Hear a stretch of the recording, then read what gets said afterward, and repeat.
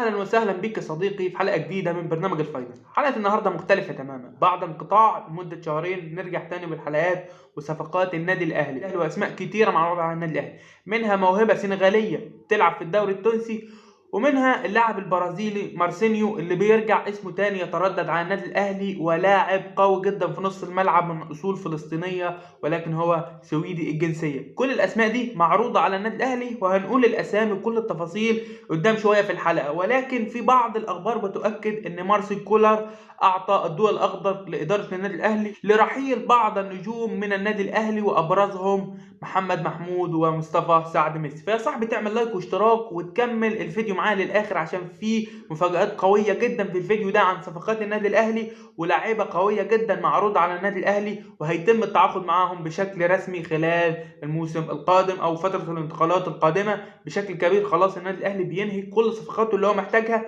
ومش عايز يخش في الحرب بتاعت الصفقات مع نادي الزمالك او نادي بيراميدز او اي نادي تاني في تونس او المغرب او النوادي دي. النادي الاهلي بيخلص كل صفقاته بعيد بعيد عشان الصفقه ما تزيدش على النادي الاهلي.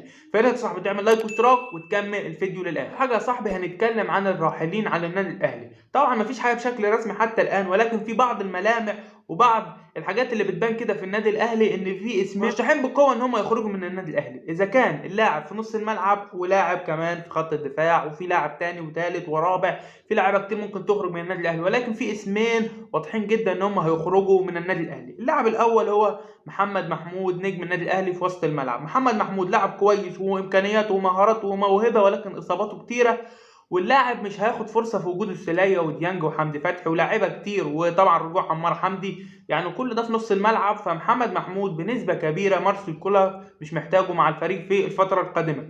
اكيد النادي الاهلي مش هيبيع محمد محمود لانه موهبه زي ما انتم عارفين. محمد محمود هيتم عرضه للاعاره لاحد الانديه، وفي انديه كتير في الدوري المصري بتحاول ان هي تتعاقد مع اللاعب محمد محمود على سبيل الاعاره، او حتى النادي الاهلي لو كان عايز يبيعه. ولكن محمد محمود يقترب من الخروج من النادي الاهلي على سبيل الاعاره، وطبعا مش هيتباع محمد محمود. ده اول لاعب مرشح ان هو يخرج من النادي الاهلي. اللاعب الثاني معانا هو مصطفى سعد ميسي. مصطفى سعد ميسي من ساعه لما جه النادي الاهلي وهو اصلا ما شافش الملعب مع النادي الاهلي. طبعا مش ضعف قدرات منه ولا امكانياته ولا اي الكلام ده، لا، مصطفى سعد ميسي مش لاقي فرصته مع النادي الاهلي او صعب ان هو ياخد فرصه مع النادي الاهلي. في كلام بيتقال ان سيراميكا عرض على النادي الاهلي ان هو يستعير مصطفى سعد ميسي مره ثانيه لغايه لما النادي الاهلي يحتاجه او يثبت وجوده مره ثانيه مع نادي سيراميكا، او يكون ليه مكان مع النادي الاهلي. لو كمل مع النادي الاهلي الفتره القادمه مش هيلاقي فرصه خالص مع النادي الاهلي، واللاعب موهبه كبيره وده تاني اسم مرشح ان هو يخرج من النادي الاهلي. اكتب لك تحت في التعليقات اللعيبه اللي نفسك تخرج من النادي الاهلي. نيجي في موضوع الصفقات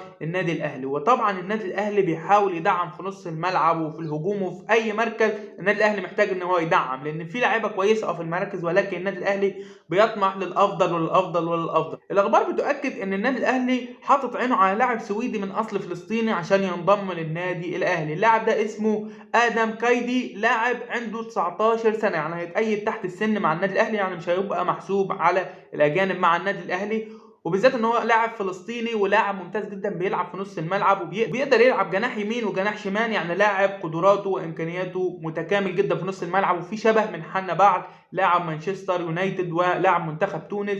فلاعب ممتاز جدا وقيمته التسويقيه لا تتعدى ال 250 الف يورو، يعني لاعب مش هتدفع فيه كتير، ولو يعني اتعظمت الصفقه هو هتدفع فيه مليون يورو ومليون ونص يورو الكلام ده بس، لكن مش هتزيد عن كده. ولاعب موهبه في نص الملعب. وطبعا الاخبار اكدت ان النادي الاهلي حاطط عينه على اللاعب وبيحاول يخلص مع اللاعب قبل دخول الانديه المنافسه، طبعا اذا كان الزمالك او بيراميدز او اي نادي في العرب او نادي تاني في اوروبا، طبعا لان لاعب موهبه كبيره وستايل لعبه متميز جدا في نص الملعب. بيقدر يلعب اللعب السهل البسيط واللعب العصري اللي هو اللي بيسهل الكوره، يعني اللعب بتاعه سهل كده في الملعب ولكن مؤثر جدا. اللاعب ده لاعب مؤثر جدا ولاعب لسه سنه صغير وهيفيد النادي الاهلي بعد كده اذا حب يبيعه، فهيكون صفقه قويه للنادي الاهلي وبعد كده قيمه تسويقيه عاليه مع النادي الاهلي، وبالتالي النادي الاهلي يستفيد من القيمه الماليه بتاعته بعد كده بعد ما النادي الاهلي يستفيد منه في الملعب.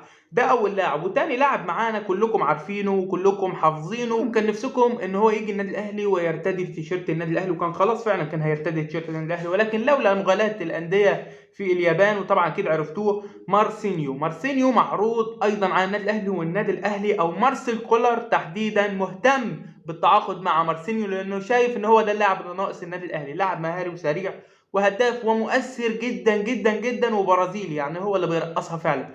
البرازيلي ده لاعب مهاري متكامل وكلكم عارفينه، وكنا عاملين عنه فيديو منفصل عن مهاراته وامكانياته، تشوفوا من الايه اللي هتظهر حالا. يعني لاعب متكامل. النادي الاهلي دخل برضه في مفاوضات وبيضغط على النادي الياباني عشان ياخد اللاعب باي رقم، ولكن النادي الاهلي كان عارض مليون يورو.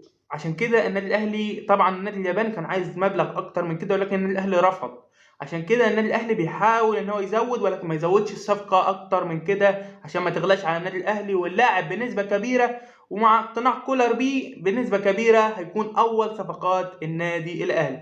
طبعا في صفقات تانية معروضه على النادي الاهلي، منها لاعب سنغالي شاب، ولكن ده لسه اخبار لم تؤكد بعد. وطبعا هنقول يعني اللاعب ده هيحصل فيه ايه، ولكن بنسبه كبيره الاثنين اللي النادي الاهلي مركز عليهم في الصفقات هو ادم كايدي، لاعب سويدي من اصل فلسطيني عنده 18 سنه او 19 سنه، وطبعا مارسينهو اللاعب البرازيلي اللي النادي الاهلي ومارسيل كولر نفسه ان هو يجي النادي الاهلي، وبالفعل هو اقرب لاعب يتواجد في النادي الاهلي. فبس يا صاحبي، دي كانت اخبار النهارده عن الراحلين عن النادي الاهلي، واكبر اسمين معروضين على النادي الاهلي واقترابهم بشكل كبير. فيا ريت يا صاحبي تسيب لي رايك تحت في التعليقات وتقول لي رايك في صفقات النادي الاهلي. يا ريت تسيب لي رايك تحت في التعليقات، ويا ريت تعمل لايك واشتراك في القناه